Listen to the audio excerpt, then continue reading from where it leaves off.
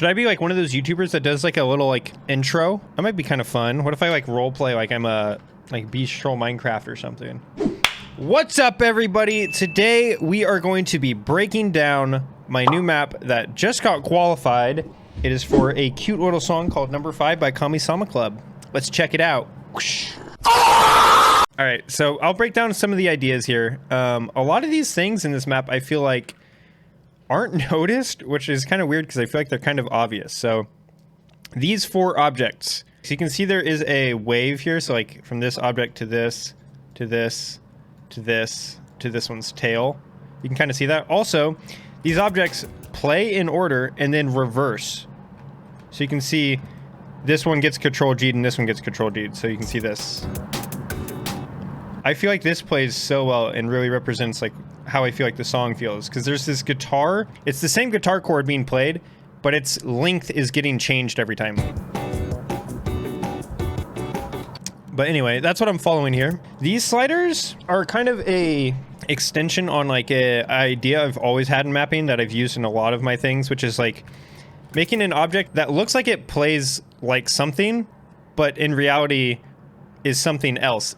But you can still play it and it doesn't matter which one you think it is, because no matter what, you'll still get a 300 if you play it. A lot of times you'll see in new maps, these are like 1/16 sliders, which is just something that a serial killer would do. I hate when people use 1/16 sliders for this kind of thing. I didn't elaborate on this very much, but the reason that this sucks is because if you have a 1 millisecond slider and you tap 2 milliseconds late, even though you would normally get a 300, you will actually combo break, because in the game engine's mind, the slider has already ended. So what I do, I lower the slider velocity to the minimum possible, and I just do a 1/8 slider. So that way, it looks like this slider lasts for 1 millisecond, but it doesn't play like complete trash. Instead, it still plays well. So again, we have the same thing here. It's this wave kind of thing, and then the 2 sliders reverse the second time around. And so now that I've introduced the 1/8 sliders, I can do a repeat on it. It doesn't just come out of nowhere. Yeah, just continuing that same idea. Also, one thing that's, I guess, maybe worth mentioning here is that these are rotated 7 degrees left. These are 7 degrees right. And then these are 7 degrees left again. It flips every time.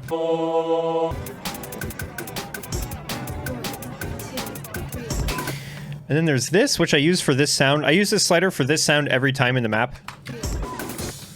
And if you want to get like real technical about the structure, this spacing is the same as one of these kick sliders from head to tail.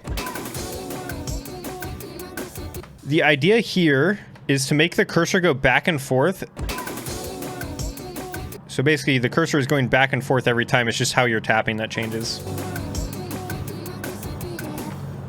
I guess it's worth mentioning that these are 45-degree angles between each circle, which sets up this square, which is just skipping the 45-degree object that would be in between of each of these. It's worth mentioning that each structure has a different sort of feeling to it, both in appearance and in play. 45 degrees to me is somewhat rigid and technical feeling because of the squareness, almost like a circuit board. 60 degrees is pretty common, almost default for most mappers, because you can do hexagons and triangles, and it's pretty comfortable and mostly flowy. I also put pentagonal structures on here, which is just stars. This is used all the time in jumps, but very rarely beyond that, which I think is a shame because it's a pretty neat structure. Basically, you can use any set of angles that you want to form your map structure, and I think it has a big impact overall on the feeling of your map. Real trap shit. We do the same thing again. Also, these are following the little sounds.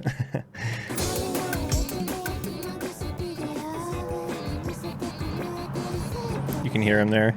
All right, so now that we have established the idea for the player, we can mess around with it. So this time, I make the cursor go back and forth every time, but I change the rhythm within that. The cursor is still doing the same exact motion here as here.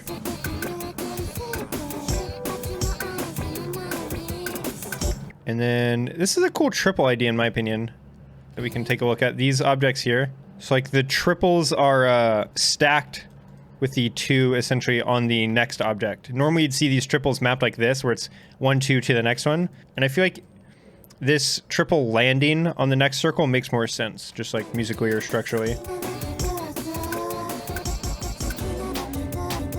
this is another setup that I use in the map. So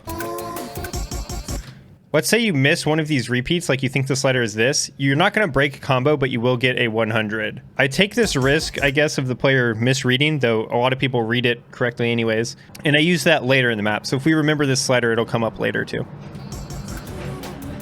All right, now we just have another, like, this slow section is probably not really worth talking about, honestly.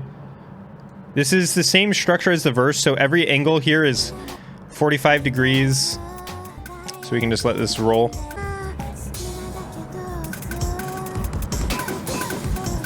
Is there anything to comment on here? Not really. I guess the idea of the triples landing on the next beat is extended here. Like, this would probably be unreadable if you just threw it out at the player to begin with. Maybe not unreadable, but hard to read. But since it's already been established, it kind of like extends on the ideas that already exist in the map to do something cool. All right, so here we get to the chorus. This is probably the idea I think is maybe the most interesting in the map and like the most expandable on. Like, I'm going to use concepts that I use here in a lot of my future maps probably. And by the way, I'm using the same 45-degree structure here. Like, you can see all these objects form 45-degree structures. 45 degrees, blah, blah, blah. The way this chorus works is with, I guess what I would call them is turning numbers. As it goes around the circle once, it makes one full turn. The number of full turns it makes toward the left is called the curve's turning number.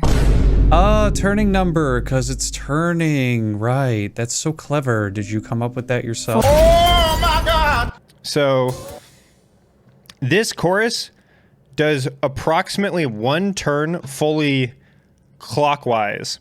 And then this one does approximately one turn counterclockwise. So you'll see that. So like, anyway, these all rotate about one full time to the right or the left. So to the right, to the left, to the right, to the left, to the right, to the left. If you think about how a square, which would have, I guess, an approximate turning number of 1 because it does one full rotation.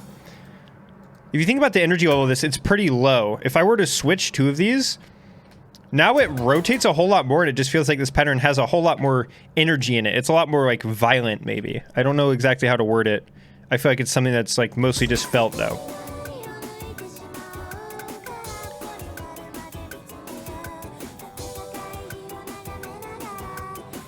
So you can see that progress the whole time, essentially.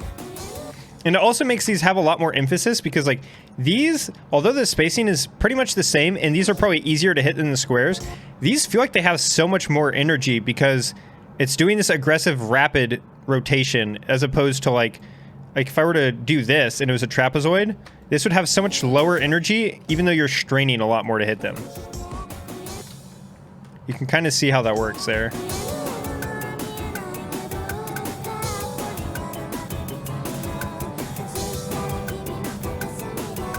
Yeah, you can see the entire course is built on this like premise of like doing a full turn for each beat in opposing directions the whole time. It's a cool idea, and I wish people would explore it more. I don't know if anyone else has really done this. It'd be cool to play maps that do this, or like see more people use this kind of an idea. All right, so now we get to this section, this little like glitchy section. This slider sets up the later section here, the this part. So again, it's the idea of like having a setup and a payoff so that like when you see these later, you're like, oh yeah, I remember this. And again, we're using the 3 sliders that Control G the second time they were played. And then I'm just building everything around that. So when there's an extra note, I fill it in with a circle. And I'm still following this squelchy sound with this. So this is kind of just the intro pattern, but with a different set of things there. Remember this slider from earlier, the woo! And then this is the slider from the intro. All right, so now we get to the slider section.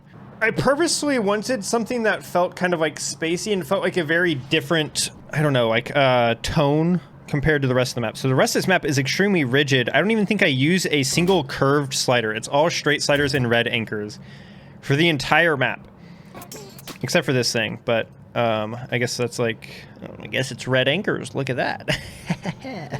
Anyway, we get to this section and there's like an immediate tonal shift in the song. And so I wanted to use all curves and constantly changing slider velocities. And I think it gives it a very nice, like, contrast. It feels kind of, like, spaced out and confusing the way that, like, the music kind of does. I don't know. Yeah, these are all complete, like, wide anchor fuckery. Some of these sliders, I probably spent, like, 20 or 30 minutes trying to get the perfect exact rotation. Like, this one, I remember pissing me off. This one took me forever to get perfect. I think the way it ends also, though, like, this whole bit right here is so cool. This is probably one of the coolest... This might be the coolest pattern I've made. We make it look easy. What a madman. Who does that? And this one just looks so nice, too. Like, all these sliders look so good. I'm really proud of it. And then we have the guitars come back in, so I try to get, like, a very sharp-looking shape. I feel like these kind of work. So then we kind of transition out of the very, like, spacey section into the next section, which still kind of has that vibe, but also is returning to the rigidity of the song. So I kind of meet it halfway, and I do these decreasing spacings, but with a rigid structure. Again, these are 45 degrees between everything. And this slider, if you remember, is right here. So this slider, again, it's the idea of, like, the setup and the payoff. The payoff is right here.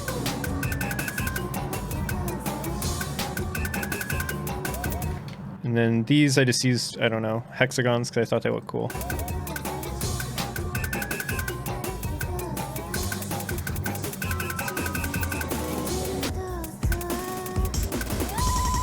I don't know, cool slider. Most of the same. And then we get to the chorus, and again, right, left, right, left, right, left, etc. It's the same rotation idea.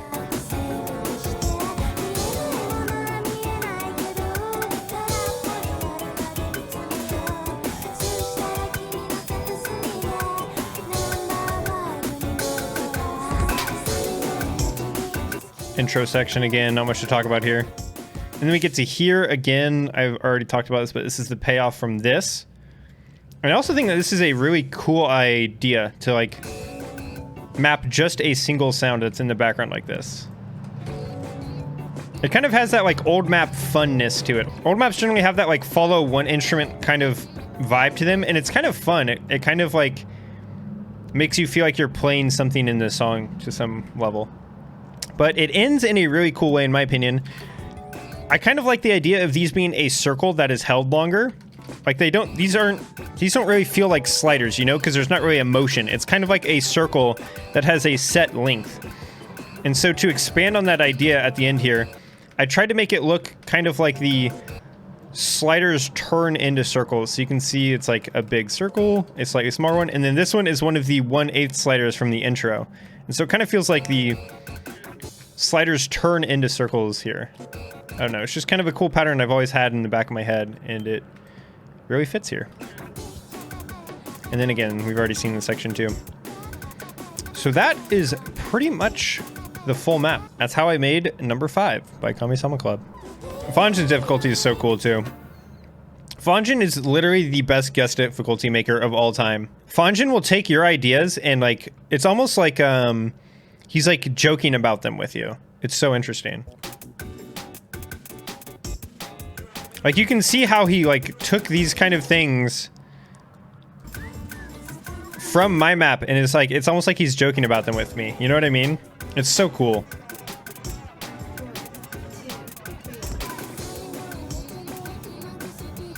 Using the panning here, these vocals are panned right, so he maps on the right, and then the opposite over here.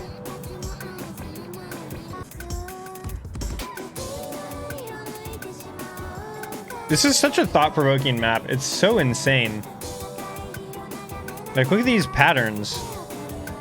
I would never guess this is Fanjin until this year. Fanjin this year has been just so cool. I literally think this is the most thought-provoking map I've ever opened. It does so many things in such an, like, a fresh way, even if it's not, like, super pretty or perfect in its implementation. Like, who does these sliders in 2022, man? It's fucking crazy. Like, what kind of shit is Fanjin on? I love it. Shit looks like it's out of 1440. These are cool. I love stacks. If you guys have watched my stream before, you probably know I love Winber's Yatsuya-san map. It's probably one of my favorites ever.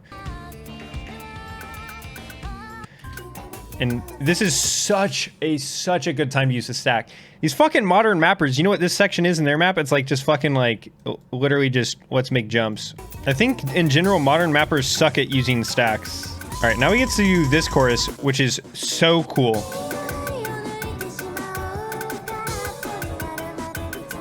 Dude, I get chills thinking about this chorus. He's following the bells, obviously, but what's so cool about this is that the height of the bells in the playfield is related to the pitch of the bell, which I did this in my chakra map too, for the first 2/3 section of the map, but Fanjin uses it here and it's perfect.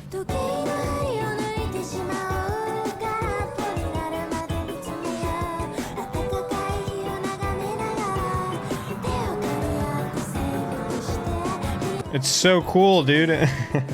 It's also so cool that Fanjin is mapping the same chorus in 2 different ways. I actually really like when maps do that. This feels like in some way like a reaction to the 3 previous sections, which kind of like disrupt the structure and tone of the map on some way. And then we have this section again. And then this is funny.